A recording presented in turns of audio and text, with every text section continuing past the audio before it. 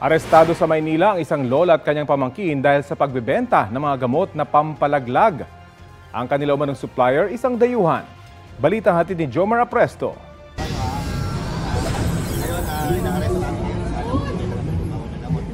Sa gilid ng Quiapo Church sa Maynila, naaresto ang magtiyahin na ito pasado alas 6 kagabi. Ang dalawa, nagbebenta raw ng mga gamot na pampalaglag. Ayon sa pulisya, mismong taga-simbahan ang nagsumbong sa kanila kaugnay sa nangyayaring bentahan. Dito mismo sa simbahan ng Quiapo, sinasabing nagkakaroon ng bentahan ng mga pampalaglag ng sanggol. Muli raw umusbong ang bentahan nito ngayong taon. Nagsagawa ng buy-bust operation ng Intelligence Division ng MPD.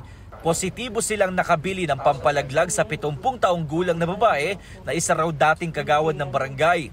Napag-alaman na dati na ring nakulong ang lola.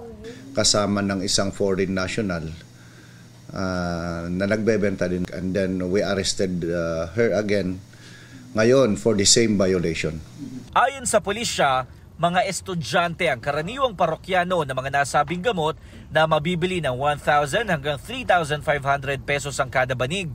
Hindi ito yung talagang ino-offer nila or no. It is done secretly. Minsan nga sa online pa. Gamot ito for ulcer. Kaso nga lang sa Quiapo, ito is pampalaglag or ginagamit nila for abortion.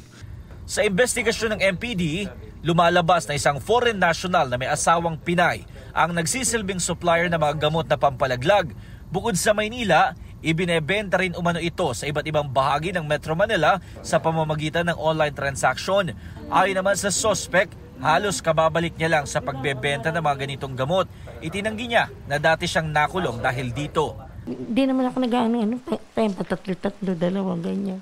Ngayon lang nag-ano yan eh, matagal na wala ng stock yan. Taon. Ang kanya namang pamangkin, nagsisisi raw sa nangyari.